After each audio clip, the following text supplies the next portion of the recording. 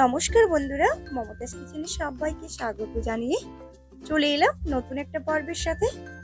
আজকের পর্বে আপনাদের বানিয়ে দেখাচ্ছি টক ঝাল মিষ্টি পাকা চালতার আচার। তো বন্ধুরা, এই আচারটি খেতে কিন্তু অসম্ভব সুন্দর হয়। আপনারা আমার মতো করে একবার বাড়িতে বানিয়ে দেখতে পারেন। বাড়ির সকল সদস্যরা কিন্তু খুবই পছন্দ করবে। তাহলে দেরি না করে চলুন এই লোভনীয় টক ঝাল মিষ্টি আচারটি আমি কিভাবে বানিয়ে থাকি, তাই এই ভিডিওটা কোথাও না স্কিপ করে প্রথম থেকে শেষ পর্যন্ত দেখতে থাকুন। আশা করছি আপনাদের খুবই পছন্দ হবে। আর আজকের এই চালতার আচারের রেসিপিটি আপনাদের কেমন লাগলো কমেন্টের মাধ্যমে জানাতে কিন্তু ভুলবেন না।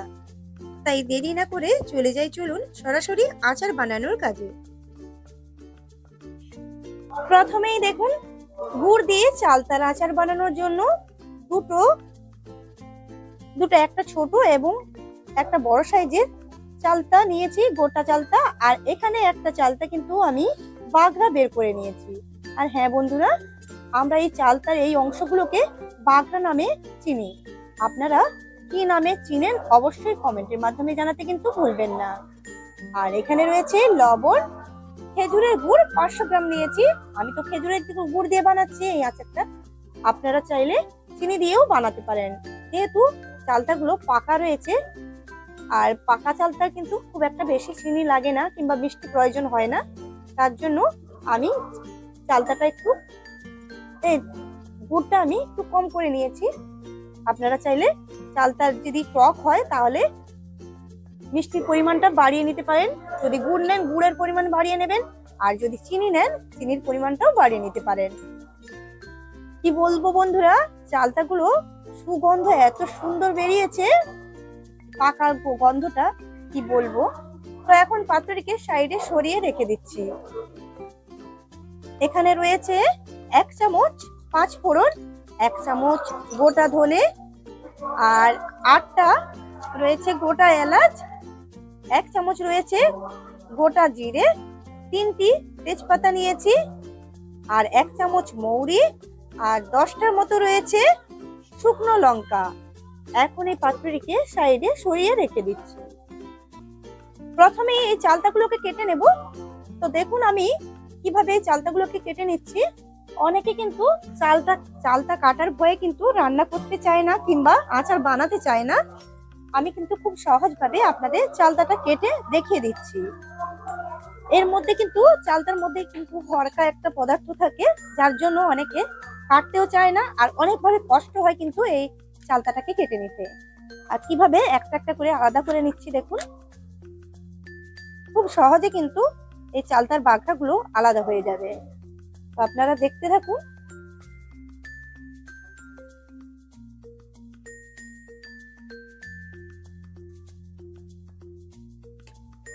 এই যে দেখুন, যেহেতু পাকা চালতা তার জন্য অল্প পোকা লাগা শুরু করে দিয়েছে।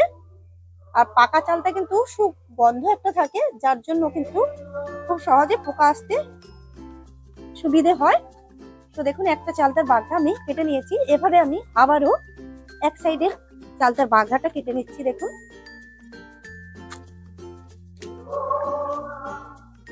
খুব সহজে কিন্তু বেরিয়ে আসবে একটু চাপ দিয়ে টানলে। তো দেখুন এই যে এই অংশটা কিন্তু একটু হড়কা জাতীয় পদার্থ থাকে। এই যে দেখুন টিপলে কিন্তু, তো দেখুন দুটো চালতার বাগড়া আমি কেটে নিয়েছি। এভাবে কিন্তু আমি সবটুকু চালতার বাগড়া কেটে নেওয়ার পর আপনাদের দেখাচ্ছি। এই যে দেখুন, এই দেখুন নিশ্চয়ই দেখে বুঝতে পারছেন হড়কা হড়কা টাইপের রয়েছে। আর এখানে দেখুন পুরো ফুলের মতো অংশটা, এটা কিন্তু নেব না, এটা ফেলে দিচ্ছি। ভেতরে এই অংশটুকু বাদ দিয়ে ফেলে দিচ্ছি। এই দেখতেই পেলেন পুরো চালতাটাকে আমি কিভাবে বাগড়াগুলো বের করে নিয়েছি। ঠিক একই ভাবে বাকি যে আরেকটা চালতা রয়েছে ওই চালতাটাকে কিন্তু বাগড়া বের করে নেব। আপনাদের এই চালতাটাকে কাটার পর আপনাদের দেখাই। তো দেখুন আমি চালতা সবটুকু আমি কেটে নিয়েছি, বাগড়া বের করে নিয়েছি। এখন এই চালতাগুলো পিস পিস করে কাটার পালা। তো প্রথমেই দেখুন এই যে চালতার এই অংশটা ফেলে, ভেতরে ফুল অংশটা ফেলে দিলাম, আর চারিদিকে এই অংশগুলো কিন্তু একটু কেটে বাদ দিয়ে দিচ্ছি। এগুলো কিন্তু নেব না, এই যে বাদ দিয়ে দিলাম। আর এর পাশের যে খোলার অংশটা এটা কিন্তু আমি একটু খোসা ছাড়িয়ে নেব। খুব ভালোভাবে একটু খোসা ছাড়িয়ে নিচ্ছি। এগুলো কিন্তু রাখলে তেতো ভাব থাকে, কষাটে ভাব, এগুলো কিন্তু থাকলে ভালো লাগবে না আচারে। তার জন্য এভাবে আমি খোসাগুলো এই দেখুন ওপরে যে একটু পাতলা খোসাটা রয়েছে ওই খোসাটাকে আমি ফেলে দিচ্ছি। ঠিক একইভাবে সবটুকু চালতার এভাবে খোসা ছাড়িয়ে নেব। তো দেখুন পেছনের খোসাটা খুব ভালোভাবে ছাড়িয়ে নিয়েছি। আর এই যে ভেতরের অংশটা যতটা সম্ভব চেষ্টা করবেন ফেলে দেওয়ার। তো তার আগে আমি এভাবে একটু কুচিয়ে নিচ্ছি। তো দেখুন আমি যদি পারি, এগুলো কিন্তু খুব পিছালো হয়, যার জন্য হাত কেটে যাওয়ার ভয় আছে, খুব সাবধানে এই কাজটা করে নিতে হবে। তো দেখুন সরাসরি আমি এই যে একটা পাত্রে করে জল নিয়েছি ওই পাত্রে করে দিয়ে দিচ্ছি। যেহেতু চালটা লাল হয়ে যেতে পারে তার জন্য এভাবে সঙ্গে সঙ্গে কেটে সরাসরি জলের মধ্যে দিয়ে দিচ্ছি। এই যে এই অংশটাকে আমি একটু চাপ দিয়ে একটু কেটে বাদ দিয়ে দিচ্ছি। আর এই যে দেখুন জলের মধ্যে, আর ঠিক একইভাবে চালটা কেটে নেওয়ার পর আপনাদের দেখাচ্ছি। চালটাগুলোকে এখন সেদ্ধ করে নেব। তার জন্য এই পাত্রকে গ্যাসের উনুনে বসিয়ে দিয়েছি আর দিয়ে দিচ্ছি বেশ কিছুটা পরিমাণ জল। সেদ্ধ করার ফলে কিন্তু এই চালটার টুকরোগুলো থেকে যে কষাটে ভাব থাকে চালটার সেটা কিন্তু বেরিয়ে যাবে। তার জন্য একটু পরিমাণ সেদ্ধ করে নিচ্ছি। আর দিয়ে দেব হাফ চামচ লবণ,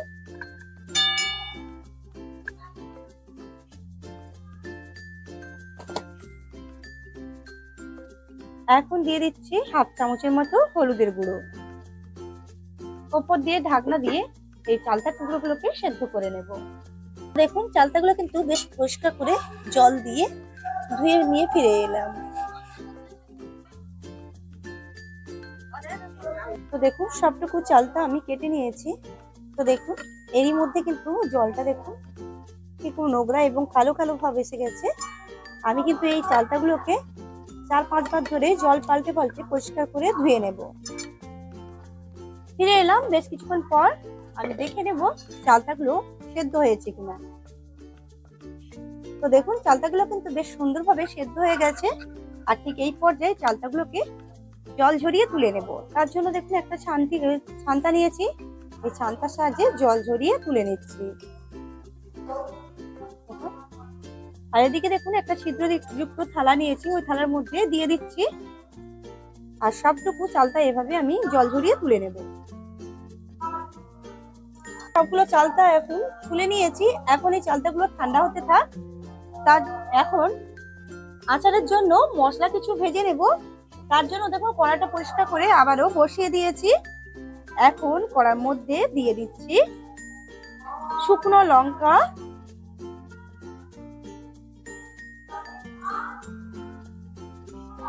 এখন শুকনো লঙ্কাগুলো এবং এলাচ দিয়ে দিচ্ছি, এলাচ এবং গোলমরিচ দিয়ে দিচ্ছি। এগুলো যেহেতু ভাজতে একটু সময় লাগে তার জন্য আমি আগে থেকে দিয়ে দিলাম।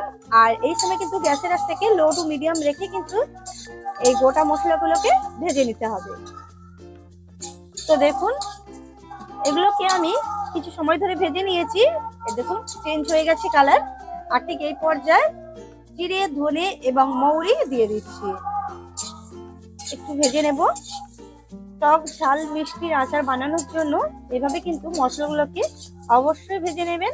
তাহলে ভেজে নেওয়ার পর একটু শিলপাটাতে গুঁড়ো করে নেবেন। একদম মিহি করে নয়, একটু দরবাটা করে গুঁড়ো করে নিতে হবে। দেখুন খুব সুন্দরভাবে একটা গন্ধ ছেড়ে দিয়েছে মশলা ভাজার। আর ঠিক এই পর্যায়ে সরাসরি শিলের মধ্যে নিয়ে নেব এই মশলাগুলোকে।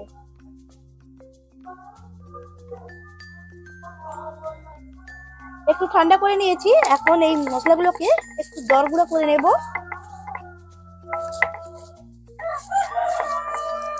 তো দেখুন এইভাবে কিন্তু গুঁড়ো করে নিতে হবে, এর থেকে বেশি গুঁড়ো করলে হবে না।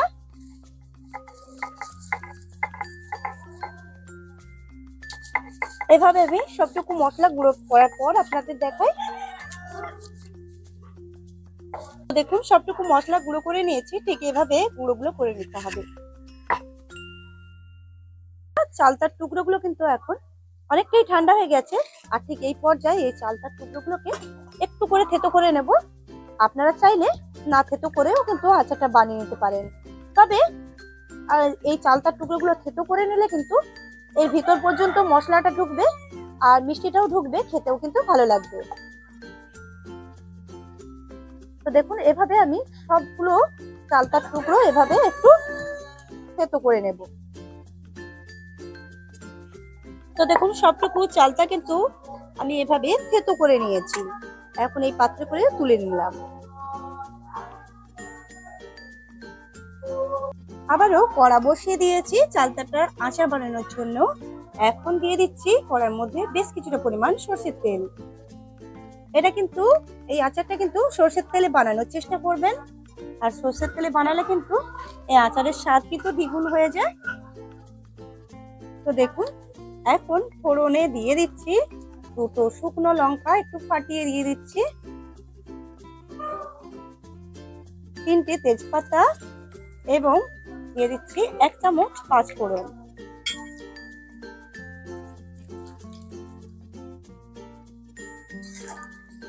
এই ফোড়নগুলো একটু ফাটতে আরম্ভ করলে কিন্তু তখনই থেতো করে রাখা চালতাগুলোকে আমি এই তেলের মধ্যে দিয়ে দেব।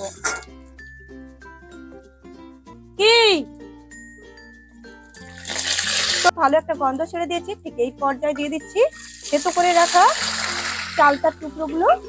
এখন চালতার টুকরোগুলো দেওয়ার পর কিন্তু এই তেলের মধ্যে নাড়িয়ে চাড়িয়ে কিছু সময় ধরে ভেজে নিতে হবে।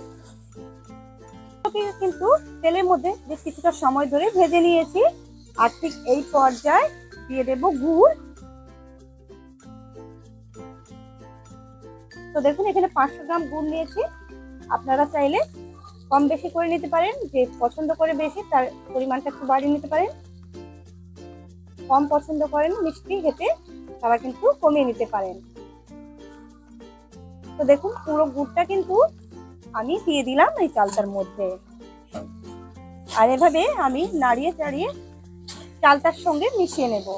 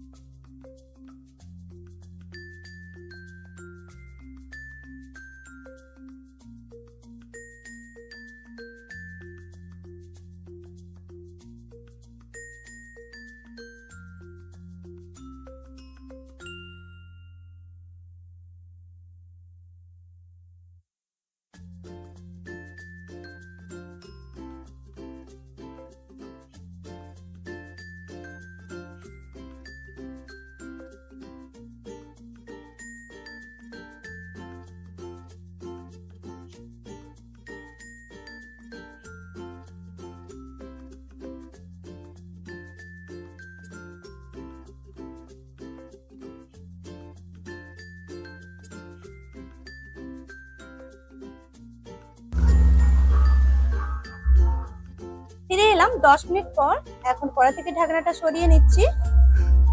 তো দেখুন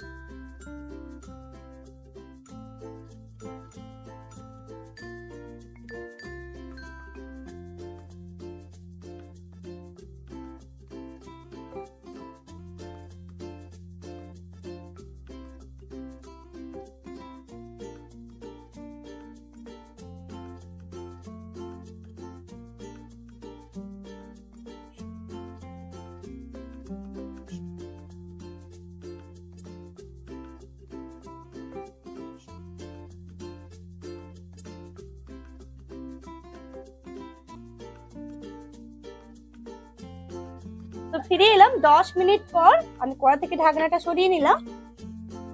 মাঝে কিন্তু আমি নাড়িয়ে চাড়িয়ে দিয়েছি। তো দেখুন 10 মিনিট ফোটানোর ফলে কিন্তু আচারটা অনেকটাই গাঢ় হয়ে গেছে। তো দেখুন অনেকটাই মরে গেছে গুড়, নিশ্চয়ই দেখে বুঝতে পারছেন।